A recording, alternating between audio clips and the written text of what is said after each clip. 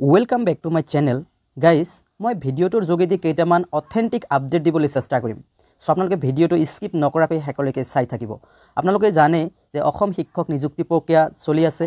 যি 5550টা পদৰ কিছু ভেৰিফিকেশন হৈ গল আৰু কিছু ভেৰিফিকেশন নোহোৱাকৈ ৰৈ আছে বা এইখিনি কেতিয়াকে ভেৰিফিকেশন হ'ব।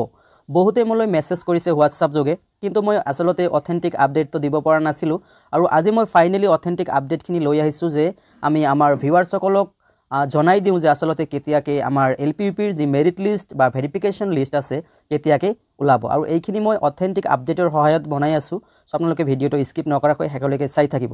আনহাতে এলপিইউপি 4500 আবেদন কেতিয়াৰ পৰা আৰম্ভ হ'ব, যেহেতু আমাৰ এবাৰ পোষ্টপন হৈছিলে বা হৈ গল আৰু আকৌ আমাৰ যি নতুন ডেট দিয়া হৈছে এইটো আহি পাইছে। সো এতিয়ালৈকে ভ্যাকেন্সি লিষ্টটো আহা নাই। সো হসাই আমাৰ 3 তাৰিখৰ পৰা আকৌ এইটোৰ আবেদন আৰম্ভ হ'বনে বা 3 মাৰ্চৰ পৰা আমাৰ আবেদনখিনি হ'বনে যি 4500 পদৰ ভ্যাকেন্সি প্ৰকাশ পাইছে। তো জিকেনক ফ্ৰেণ্ডসকল মই ভিডিওটোৰ যোগেদি আপোনালোকক জনাবলৈ চেষ্টা কৰিছো। ইয়াৰ প্ৰথম আপডেটটো হ'ল আপোনালোকৰ হয়তো মনত এটা ডাউট আছে যে যেহেতু মাৰ্চ মাহ আহি গল এতিয়া আৰু আমাৰ মেৰিট লিষ্টখনে আগত ওলাব বা ভেৰিফিকেশন লিষ্ট আগত নোলায়। নহয়, এটো আপোনালোকৰ হয়তো যদি মনত আছে এটো এটা ভুল ধাৰণা। আপোনালোকে এই মাৰ্চ মাহত 100% পাব ভেৰিফিকেশন লিষ্ট 100%। মই যিখিনি জানিব পাৰিছো হেইমতে জনাইছো যে ইয়াত আৰু কোনো ধৰণৰ সন্দেহ নাই।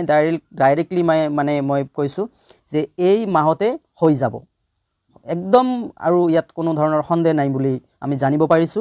আনহাতে যি এলপিইউপি 4500 আবেদন কেতিয়াকে আৰম্ভ হ'ব ফ্ৰেণ্ডসকল, ইয়াত আপোনালোকৰ আৰু সন্দেহ নাই। আপোনালোকৰ 3 মাৰ্চৰ পৰা ষ্টাৰ্ট হ'ব। আপোনালোকৰ ভ্যাকেন্সি ব্ৰেকআপ যি ভ্যাকেন্সি লিষ্ট আছে অতি সোনকালে আহি আছে। আমি যিখিনি জানিব পাৰিছো হয়তো আমি ইমান দিনৰ পৰা ভিডিও দিয়া নাই, কিন্তু কিহৰ কাৰণে মই যেহেতু অথেন্টিক আপডেট পোৱা নাছিলো তাৰ বাবে মই ভিডিও প্ৰস্তুত কৰা নাছিলো আৰু বহুতে মোলৈ মেছেজ কৰিছিল WhatsApp যোগে। মই সেইখিনি ৰিপ্লাইও দিয়া নাছিলো আৰু কিছুমানক দিছিলো যে লেট হ'ব বুলি বা আমি অথেন্টিক আপডেট নাই পোৱা বুলি কৈ দিছিলো। কিন্তু আজি মই আপোনালোকক ভিডিও যোগে জনাই আছো যেহেতু আমি জানিব পাৰিছো যে আপোনালোকৰ যি এলপিইউপি 4500 আবেদন প্ৰক্ৰিয়া 3 মাৰ্চৰ পৰা ষ্টাৰ্ট হ'ব বুলি আমি জানিব পাৰিছো আৰু সেই 3 মাৰ্চৰ পৰাই আপোনালোকৰ অনলাইন আবেদন ষ্টাৰ্ট হ'ব আৰু ভ্যাকেন্সি লিষ্টখন আপোনালোকে 3 মাৰ্চৰ আগত ডেফিনেটলি পাই যাব। তো জিকেনক ফ্ৰেণ্ডসকল আমি বা আপোনালোকে যি মেৰিট লিষ্টৰ বাবে বা ভেৰিফিকেশন লিষ্টৰ বাবে বহুত হতাশাত ভুগি আছো বা টেনচনত ভুগি আছো, আসলতে বহুত এটা দুৰ্ভাগ্যজনক কথা হয়তো। কিয়নো আমি যদি প্ৰিভিয়াস ইয়াৰৰ নিযুক্তি প্ৰক্ৰিয়াবিলাক নোটিস কৰো তেনেহলে দেখা পাও যে উইদিন 6 মান্থ 7 মান্থছত কি কৰিছে নিযুক্তি প্ৰসেসটো কমপ্লিট কৰিছে। কিন্তু এইবাৰ আমাৰ কি কম আৰু 1 ইয়াৰ পাৰ হৈ গল, অলমোস্ট 14 মান্থ 15 মান্থ হৈ গল, তথাপি আমাৰ নিযুক্তি প্ৰক্ৰিয়া অসম চৰকাৰে কমপ্লিট কৰিব নোৱাৰিলে। সো আসলতে বহুত এটা দুখৰ কথা। তো যিকিয়ে নহওক আমাৰ বহুদিন গলেই আৰু আমাৰ মাজত কেইটামান দিন বাকি আছে। আমি নিযুক্তি পত্ৰ হয়তো যদি লাকত থাকে তেনেহলে আমি পাবলৈ গৈ আছো। সো আপোনালোকে আৰু ইমান টেনচন কৰিব নালাগে।